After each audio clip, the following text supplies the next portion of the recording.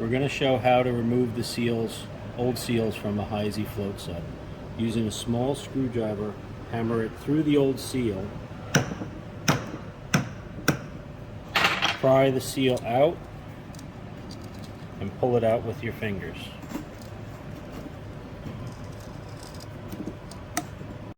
Now repeat that process with the O-ring below.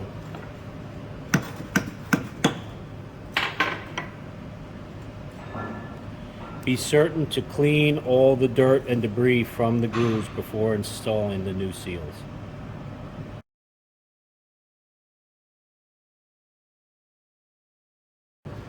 Using a small wire wheel and a drill motor is one way you can clean the grooves before installing the new seals.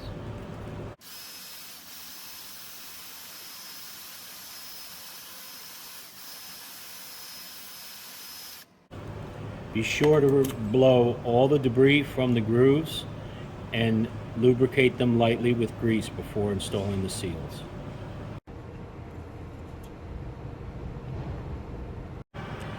With a light coat of grease in the grooves, the O-ring can now be installed using nothing more than your fingers.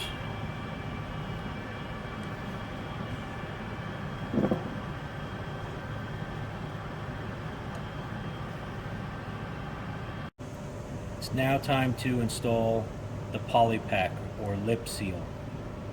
It is important to remember that these seals are directional, and when installing them, whether it be the floating end or the fixed end, that the lip is facing downward into the bore.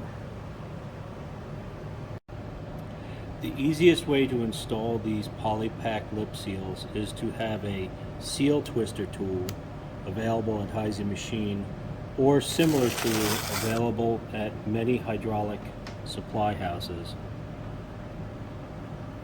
These tools allow you to fold the seal onto itself and allow you to put it down into the groove, releasing it and coaxing it into place with your fingers.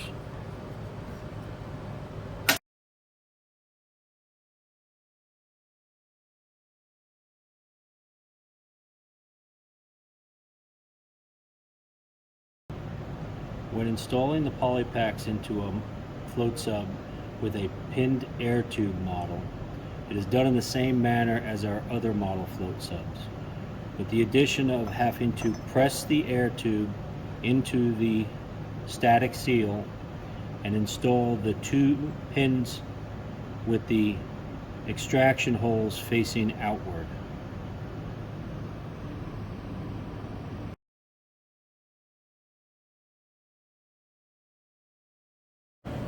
Pressing the air tube into the seal and then install the pins with the holes facing outward.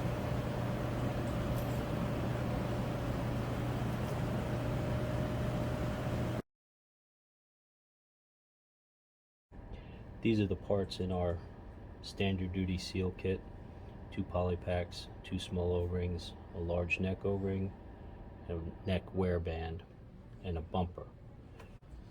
The deep hole kits are identical except for the addition of a larger bumper. Keep in mind, not all models use both small O-rings.